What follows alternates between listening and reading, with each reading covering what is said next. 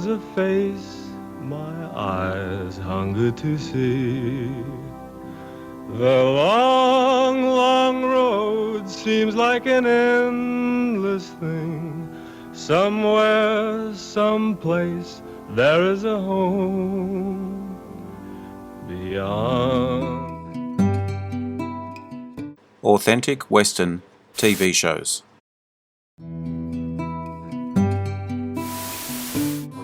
Finding a good Western TV show is somewhat subjective. There are many series, such as Rawhide, that bring together Western tropes, established characters, and themes that entertain viewers and provide authenticity. Other series like Wild Wild West, no one would say is accurate, but does push the envelope, integrating innovative storylines to elaborate an adventurous plot and characters.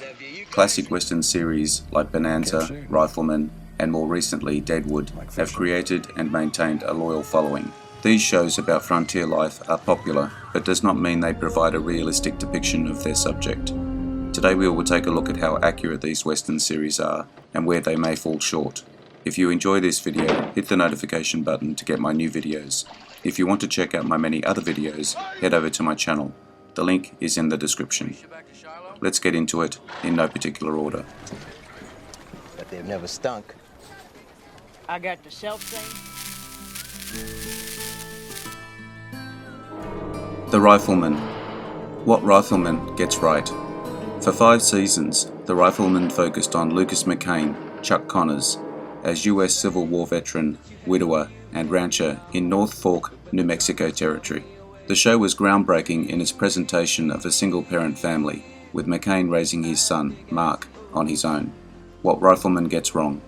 Revolutionary in its presentation of a single father, The Rifleman fell short in its main concept, the rifle at the center of the show, named for the Winchester Model 1892, brandished by McCain.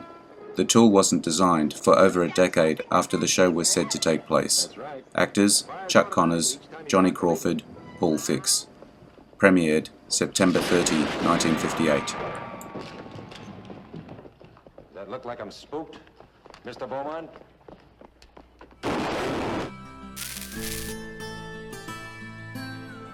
Gunsmoke. What Gunsmoke gets right. The television series Gunsmoke ran from 1955 to 1975, starred James Arness as Marshal Matt Dillon, the lawman tasked with keeping order in Dodge City. Gunsmoke wasn't an idyllic presentation of the Wild West. Rather, it presented hardships in the American frontier, like cattle rustling, land and resource rights, and threats of physical harm. Gunsmoke usually depicted the lives of underrepresented stereotype groups, a deliberate decision by writer John Meston. The series was, according to Meston, the first show that treated Indians as humans, not just redskins. We made numerous shows about that, intermarriage and, of course, the buffalo. Gunsmoke also often leaving viewers with a not-so-happy ending. What Gunsmoke gets wrong. Gunsmoke offered a grittier American West. It also made some errors when it came to history. Gunsmoke presented Marshal Dillon, the show's protagonist, as a US Marshal, which wouldn't have been possible if he was based in one location. Marshals served whole states, indicating Dillon would have had to be a deputy marshal, if part of the marshal's service at all. Actors James Arness, Dennis Weaver, Milburn Stone, Amanda Blake, Ken Curtis. Premiered September 10, 1955. You seem awfully sure of that, Chester. Miss Kitty's no words about it. Rawhide. What Rawhide gets right. Rawhide propelled Clint Eastwood into stardom, running from 1959 to 1965, mostly character-driven, focusing on the lives and adventures of trail drivers on the western frontier, namely Gil Favor, played by Eric Fleming, and Rowdy Yates, Eastwood. Authentic in its depiction of the trials of moving cattle, seeking water, bandits, weather, and sickness, with Fleming, who was, in the words of the writer Ellen Thorpe, a strong portrayal of an honest, strong, intelligent hero, with a sense of justice and morality which overrode all others. Rawhide was dark, with storylines about addiction, crime, and ghost towns, all bringing an eeriness to the show. What Rawhide gets wrong. Toward the end of its time, Rawhide lost sight of its atmospheric representation of the West, giving into cliches and stunts to garner ratings. When Eric Fleming left the show in 1964, Rawhide declined further. At its best, Rawhide was an example of what the medium could achieve. As a glaring mistake, viewers noticed that Favor was wearing Wrangler jeans on the show, pants that were not at all appropriate in the 1860s. Actors Clint Eastwood, John Ireland, Charles Gray, Eric Fleming, Raymond St. Jacques. Premiered January 9, 1959.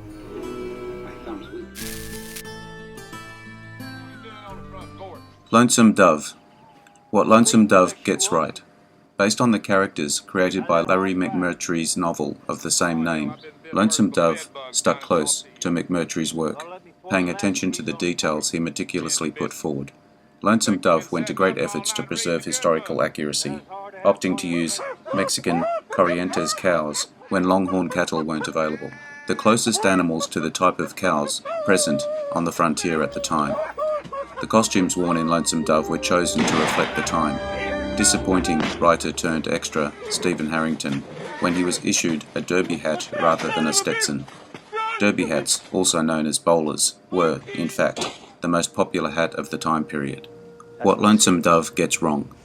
Despite all efforts not to give in to rose-coloured notions of the Wild West, even Larry McMurtry acknowledged that, while he thought he had written about a harsh time and some pretty harsh people, he produced something nearer to an idealization instead of a poor man's inferno filled with faithlessness and betrayal. He said, "I actually delivered a kind of Gone with the Wind of the West, a turnabout I'll be mulling over for a long, long time." The visual presentations of Lonesome Dove were, perhaps, more guilty of over-dramatization than the novels. The miniseries gave into cliches, caricatures, and tried conventions. Actors Robert Duvall, Tommy Lee Jones, Diane Lane, Robert Urich, Frederick Forrest. Premiered February 5, 1989.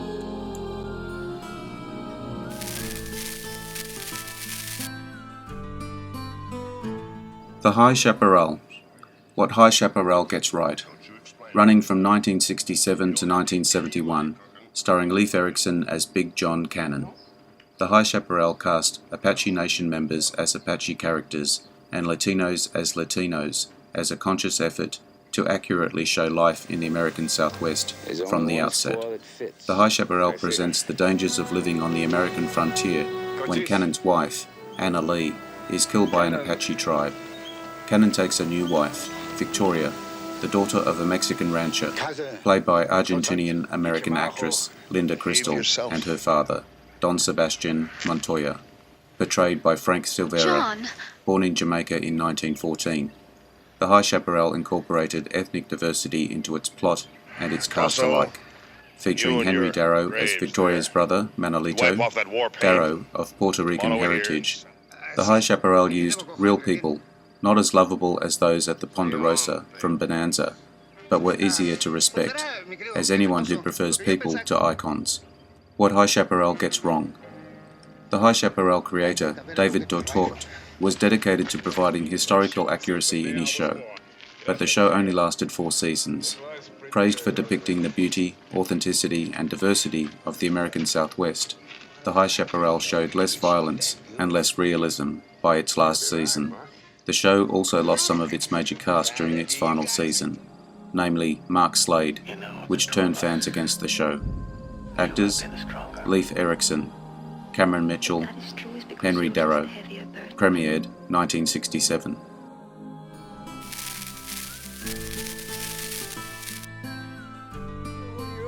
Hell on Wheels. What Hell on Wheels got right, running for 5 seasons, told the story of Cullen Bohannon, Anson Mount, a former Confederate soldier turned railroad man in the American West. As Hell on Wheels presents the challenges and opportunities of westward expansion, the show has extremely realistic depictions of the type of camps people lived and worked in on the frontier, incorporating historical detail and imagery of Samuel Bowles, a 19th century journalist who travelled the Great West, supposedly coining the term Hell on Wheels, to describe the life on settlements along the expanding transcontinental railroad. What Hell on Wheels gets wrong. Hell on Wheels doesn't purport to be historically correct, but does use elements of realism. Some have noted the show is too modern in its presentation of prejudice, with interracial language and interaction, between Bohannon and Elam Ferguson, a former slave played by Common, that appears more 1960s than 1860s. Critics have said the encampments on Hell on Wheels have narrow streets, unrealistic for the time, when freight was moved by horse and wagon, and these large teams needed space to manoeuvre. The town was set up in a grid, so you should have been able to see open prairie at both ends of downtown. Actors: Anson Mount, Colm Meaney, Phil Burke, Christopher Heyerdahl, Jennifer Ferrin. Premiered November 6, 2011. I might just fly my ass out of here if The Sun. What the Sun gets right. With a cast headed by Pierce Brosnan, The Sun spans decades, reliving the life of Eli McCullough, from his youth to adulthood. As the story unfolds, viewers watch McCullough's story while meeting members of the Comanche Nation and the Garcia family in an accurate representation of cross-cultural interaction and conflict in the American West. McCullough's family was taken out by Native Americans and he was kidnapped as a boy. In contrast to typical presentations of frontier volatility, settlement and encroachment sit center stage. When you meet the Texas Rangers, the Buffalo Hunters, who were destroying the Comanche food chain, you meet the Tonkawa tribe, the longtime enemy of the Comanche. You realize, oh, it's not that the Comanche were so awful, it's that world of the Texas North Plains is so terrible, that this is the only way to survive, by being tough and draconian. The Sun had Native American consultants and cast to stay true to history. The author of the book upon which the series was based, Philip Meyer, drank buffalo blood, studied the Comanche language, and went to wilderness survival training to understand what his characters would have to endure. What the Sun gets wrong. The Sun is selective in what it shows in terms of Native American tribes in the American West, a conscious decision. Though it's historically accurate that captives were taken advantage of, that's what happened. In choosing what we selected from all the different ways we could show the Comanche lifestyle, we knew we were leaning too heavily on the aggression on women. We're just trying to be careful. We've had a lot of conversations about where our line should be. Actors: Pierce Brosnan, Jacob Loftlin, Sidney Lucas, David Wilson Barnes, Jess Wexler. Premiered April 8, 2017.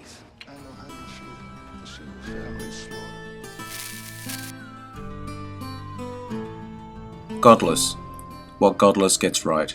Godless revolves around La Belle, New Mexico, a mining community where most of the men are gone and women take over leadership as a result. La Belle represents a collection of ghost towns, researched by the show's creator, Scott Frank. Settlements that were abandoned when they became uninhabitable due to the lack of resources or manpower.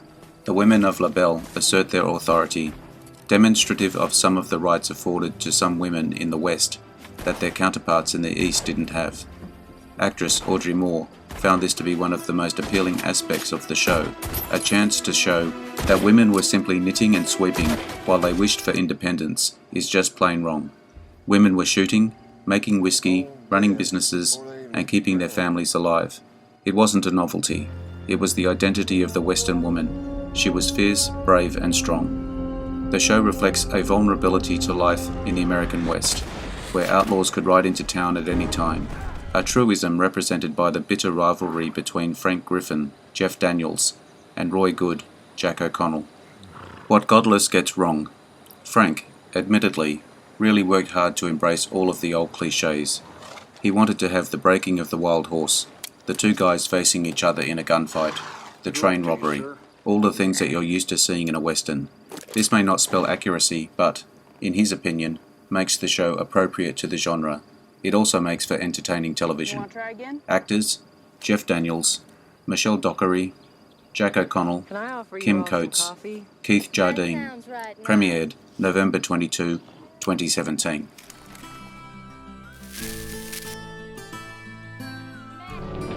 Bonanza. What Bonanza gets right. Ben Cartwright, Lorne Green, and his sons, Adam, Pernell Roberts, Eric, Dan Blocker, and Joseph, Michael Landon, on the Ponderosa Ranch in northern Nevada for 14 seasons. Created by David DeTort, Bonanza offered a sense of realism with everything ranging from family to saloon culture.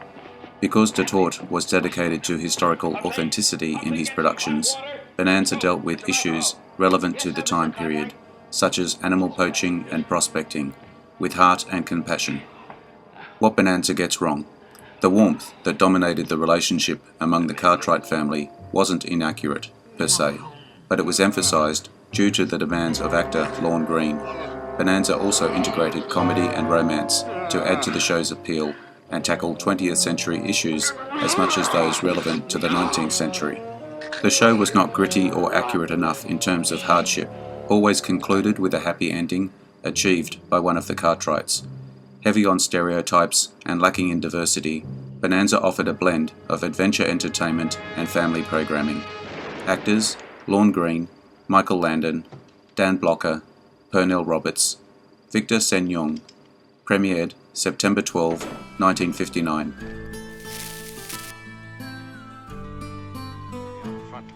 Maverick. What Maverick Gets Right. A show that originally starred James Garner in the role of Brett Maverick. Aired from 1957 to 1962. A card shark, Maverick was accompanied by his brother, Bart, Jack Kelly, and cousin, Bo Maverick, Roger Moore, travelling the American West. As the show progressed, Garner and Kelly took turns heading the episodes. The depiction of card players was purported to be realistic in atmosphere, incorporating footage of railroads to give the show a Western feel. What Maverick Gets Wrong? Maverick was funnier than most other shows in the genre. Brett and Bart Maverick were both charming, something that allowed them to talk their way out of any and all trouble they came upon. Even star James Garner called Maverick a reluctant hero with a conscience, a very idealised look at the Wild West. Actors: James Garner, Jack Kelly, Diane Brewster, Roger Moore, Robert Colbert. Premiered September 22, 1957.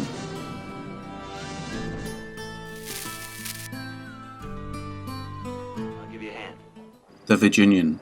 What the Virginian Gets Right. Drawing from Owen Wister's 1902 novel, The Virginian, Horseman of the Plains, The Virginian started as an extension of the show Decision, airing from 1962 to 1971. The Virginian was among the many popular westerns during the decade, following the story of the foreman at the Shiloh Ranch, aptly called The Virginian. The show featured a host of supporting and guest actors, creating a sense of the itinerant and ever-changing lifestyle of many in the American frontier. What the Virginian Gets Wrong. The Virginian, much like the book to which it is linked, the first cowboy western, perpetuates an idealized notion of the American West with its strong, morally sound, yet mysterious hero. By including a variety of strong, complex characters, the show received great praise, but it also meant that there was constant change, everything from costumes to cast, and meant there was a lot of inconsistency. Even Randy Boone, one of the actors on the show, thought the costumes could use more realism. The belts they wore didn't tie down. They were examples of the highest belt technology of the time. They were stiff and made so that you could draw real easy. They just weren't authentic.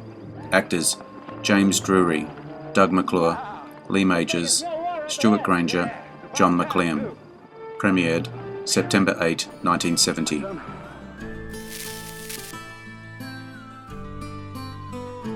Deadwood. What Deadwood Gets Right. Deadwood series and follow-up movie has historical figures among its characters. Figures like Wyatt Earp, Calamity Jane, and Wild Bill Hickok weave their way throughout the series, as do lesser-known, but no less real, men and women like Alma Garrett, Sol Starr, and E.B. Farnham. The show also provides realism to the flood of immigrant workers who were present in the American West, specifically hundreds of Chinese workers who lived in the Badlands part of town. What Deadwood Gets Wrong. The true Deadwood residents don't always match their on-screen counterparts, and often their representation is a mix of fact and fiction. Seth Bullock, Timothy Oliphant, and Sol Starr opened a store in Deadwood. The former never married his brother's widow. The blend of truth and hyperbole also manifests in the poetic cursing for which the show is known. This language would have been fairly foul in Deadwood, but profanity in 1879 was different from the curse words that effortlessly come to Al Swearenga, Ian McShane. That said, the rampant F-words are intentionally used to drive home the harshness of the era to viewers desensitized to words like crap and damn. Actors: Timothy Oliphant, Ian McShane, Molly Parker, Powers Booth, Jim Beaver. Premiered March 21, 2004. I hope you enjoyed the video. Let me know what you think in the comments.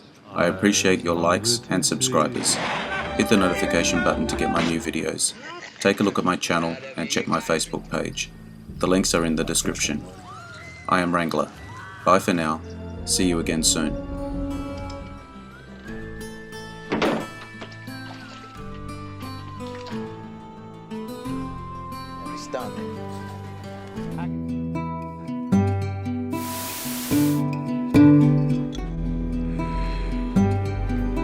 Interesting facts about famous people.